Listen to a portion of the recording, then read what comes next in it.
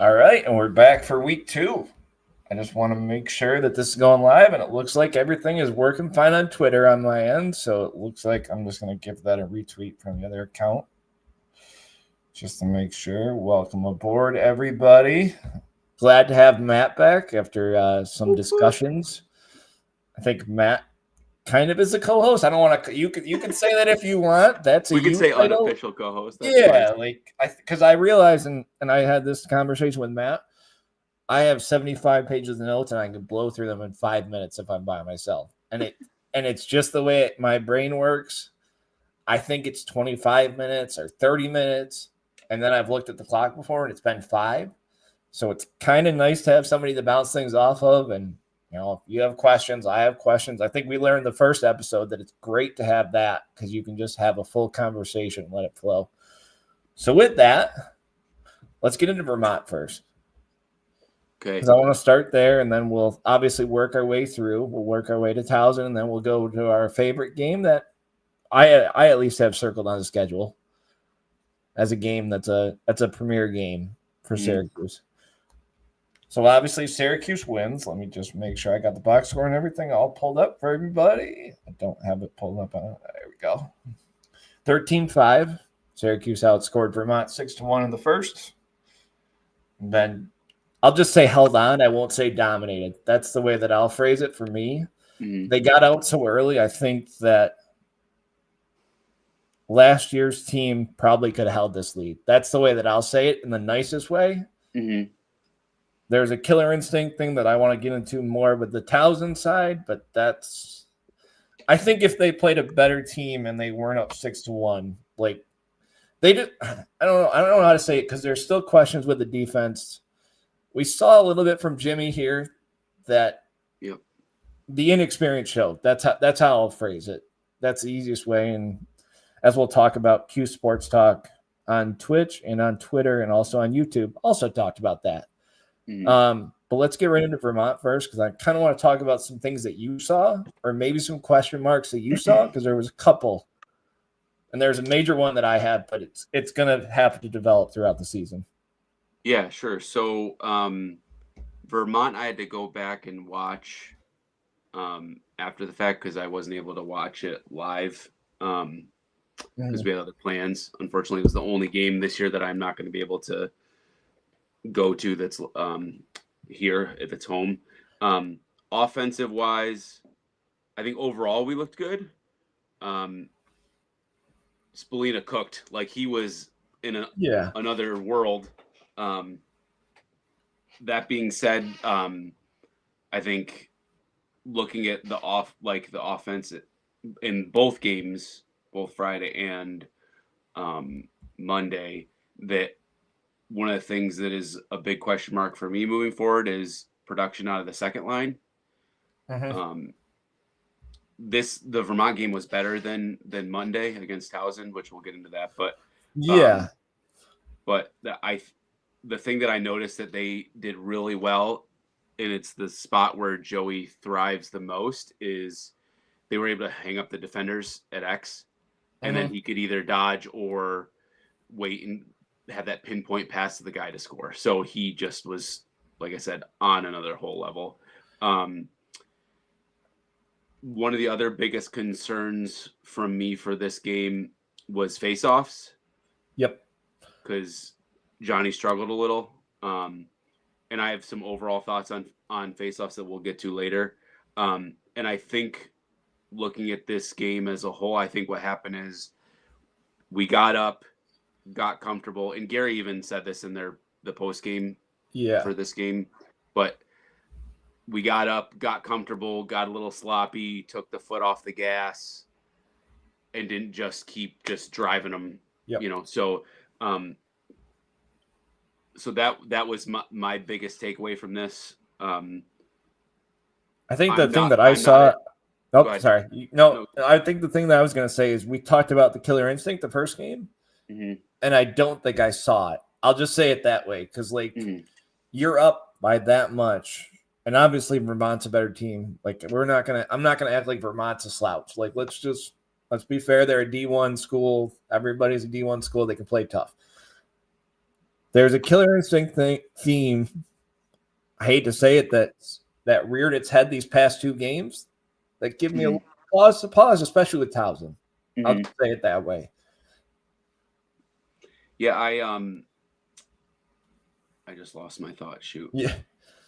No, I would agree that I think at least for this game, I thought it was better for the Towson game, but the Vermont game definitely they got comfortable. They didn't just keep going. Or like so the other thing that I said to Brian, actually I was messaging with him and our other buddy Alex. We have a group chat, and I said to them, like, it got sloppy. And I mean, we still maintained a good lead. Our defense played good, so that wasn't an issue to make up for the sloppiness, particularly on the offensive side. But I said to them, I'm okay with the sloppiness here because A, it's the second game. B, we've got another game coming Monday that's a bigger deal. So I'd rather have them get some of the sloppiness and jitters out here through a game that's maybe a little bit easier for them. So, you know, obviously you want your team to play as perfect as possible. Turnovers are going to happen. Sloppiness is going to happen. But for it to happen in a game like this, I feel better about because then we saw Monday that they played better. They played cleaner, that kind of stuff. So, that was kind of my attitude on it was like, it's okay. Like I think it was like the fourth quarter, we lost that quarter 2-0. Yep. I'm looking at the box score right now. Yeah. That was but we also had backups in for a majority of that quarter too. Right. Because we had a short rest for Monday. So it's like, that's also a thing that I took into account. The other thing that was interesting is we definitely were like, in terms of sloppiness, we also had a lot of penalties too, which I don't know how justified all of them were. I'm not going to get into. I don't want to dive into the penalty talk. Yeah, but either way, penalties were called, and you got to do what you can to avoid them. Right. So, but once again, moving forward to Monday, that was better on Monday. So overall, my theme is offense looked good. We had some things we needed to clean up. They were better for Monday, and I'm glad that they kind of had that opportunity to learn in a game where they could win, and it wasn't one where if they made those mistakes against a Maryland, against a Notre Dame, where it could end up being a loss. So that was, some of my takeaways from that. I think the Johnny takeaway is huge because I want to dive into that a little bit after we talk about Towson because that speaks to a bigger picture that happened last year that we frankly haven't had to see this year yet. Obviously, 3 games in, obviously, but we haven't had to see it yet in a good way. Like we've lucked out. I don't want to say lucked out because that's the wrong way to say it, but the opponents, we haven't had to go with the second guy to go win 5 faceoffs. Johnny needs a break. Yep. Thankfully, so far, I don't want to jinx it because I know somebody's going to jump down my throat, but like that's my brain right now. I think too with the faceoffs, and we can get into it in a little bit more detail a little later, but like our depth at faceoff too is a concern of mine. Yep. Especially given the new rule that like if Johnny jumps, then we have to put in a backup. Yep. So like we that needs to be figured out a little bit more. I mean, and hopefully he doesn't do that very often, so that's not an issue. Right. But like you got to have a backup plan. So yeah, I think we lucked out. I would say we've lucked out to just touch on the past for a minute. We've lucked out in years past. We've always had 2 Fogos. Every year, typically, there's one that's mediocre. Obviously, Johnny wasn't mediocre last year, but he was raw. So it was, okay, Mason, you take 90% of the faceoffs. Johnny, you take 10. Just to give Johnny that little bit of just enough. Yep. Like, and now this year it's okay, Johnny, it's your turn. But we don't have somebody behind you that we can trust just yet. I want to say just yet because we all know, I know how the development always happens, and we know that come midseason, everything could change, and there could be we could have Jake Spallina for some reason facing off as a backup, and it's just the way lacrosse works out. Like, I hate to say it that way, but there's some gems that you could find on the team that could face off. I don't really know the depth of face off, to be honest. Yeah, I just pulled up the roster now. I know there's that freshman Angelo Durangelo that that's supposed to be good, but I don't know enough about him yet because he's new. But like it's almost like do they do the same approach that they did last year with Mason and Johnny, but do it with Johnny and the Drew kid, so I don't know.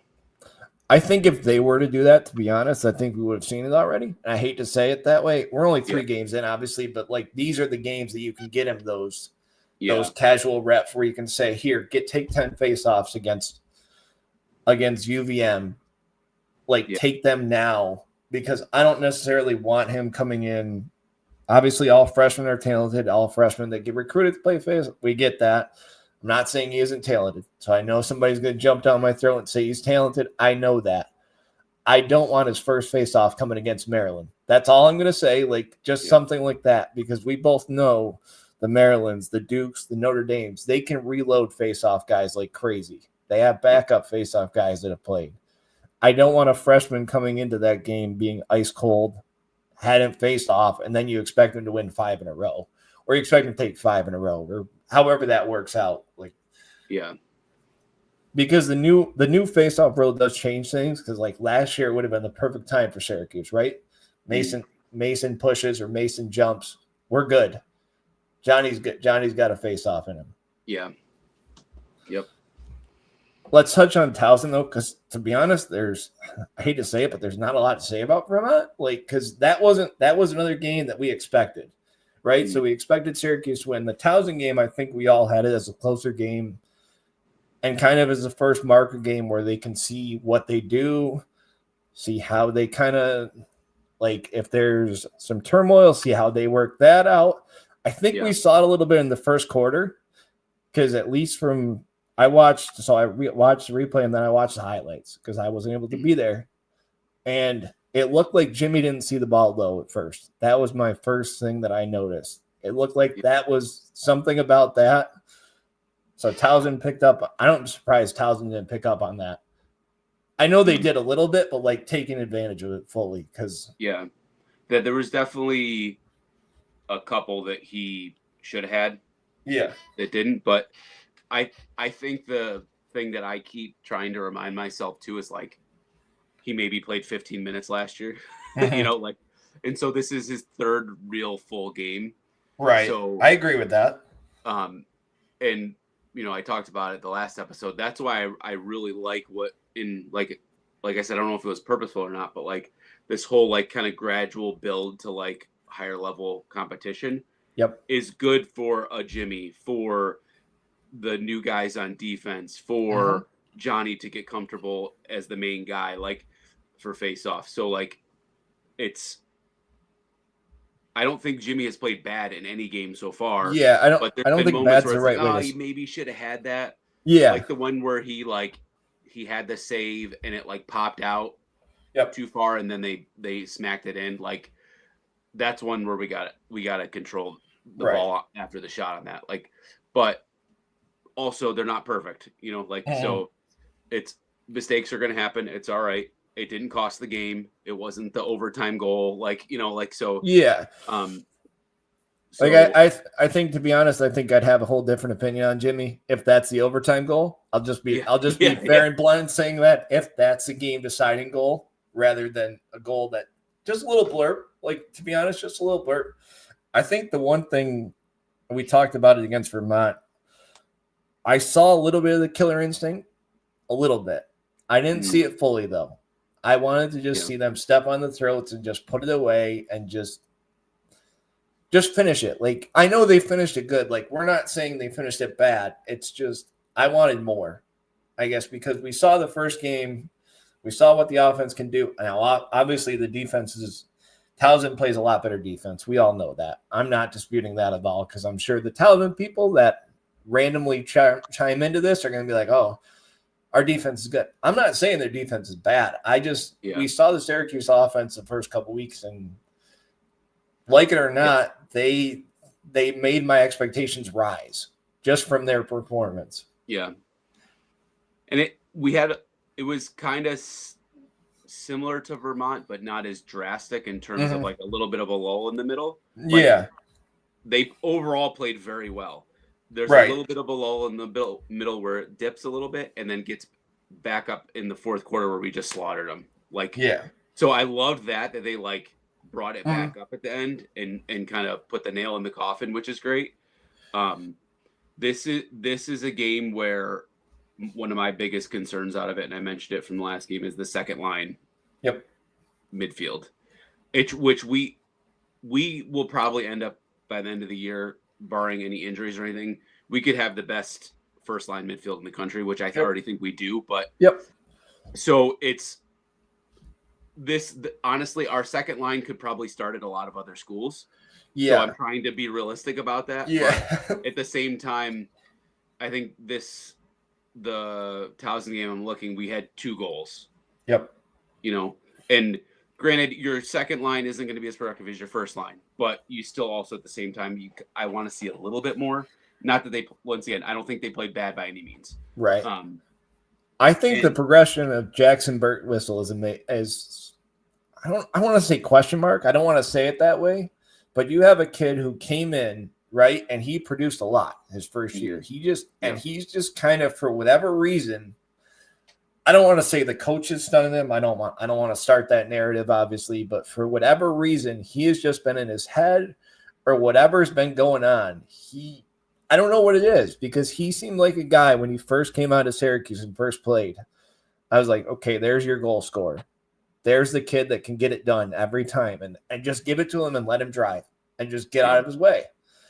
And whether he wants to play attack, which is behind closed doors, so I'm not gonna speculate on that at all. I think there's something to that, but that's a different discussion. But I agree with you. Like, the first line, I think this is the problem. Like, and this is one of the question marks, and to focus on the Q Sports Talk interview that I listened to, and the interview that you listened to, that was one of the things brought up. The first line is great. We all know that. Probably best in the country, if not close. Let's just be fair. There might be. Right now, there might be. Now, by the end of the year, they could be far away. But the problem is when you go to the second line, it evens out, right? Because the Notre Dames have a decent second line. The Marylands have a decent second line. I think the other thing that we realized this game is our long pole, short stick midi. Who's it going to be? Like, this is a question mark, because like there should be one dominant, right? Because we've had the Joel Whites, we've had all those guys that everybody can mention. I don't know who it is, and that's just. It's interesting because I noticed that on the face-offs, at least for the start of the game, they had Billy running the wing for the face-offs, and Hamer was playing low. And I don't mind.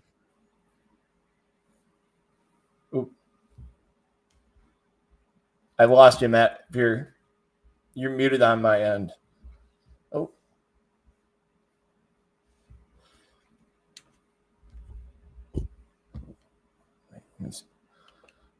There. Maybe. Let's see if you can see this. You're muted on my end. No. Nope. It just went out for me randomly.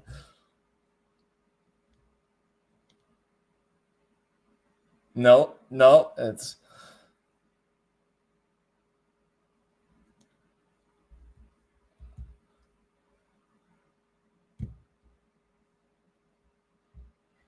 just message him so he doesn't.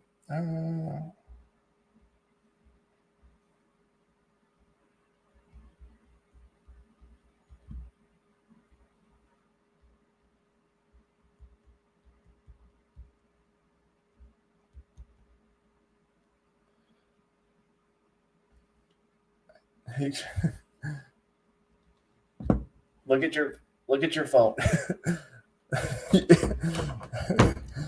Sorry, a little technical difficulties here, folks. We're trying to get this figured out. Because I have nothing. I have no sound for you. Oh, maybe. Hold on. Nope. here, let me. There? Nope. Of course, this would happen. This.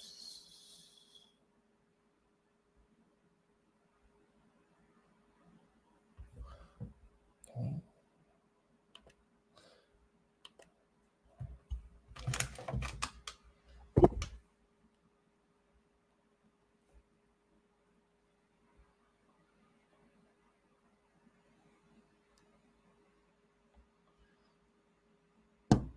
Hold on. I'm gonna end this. There. Hold on. We're gonna do this.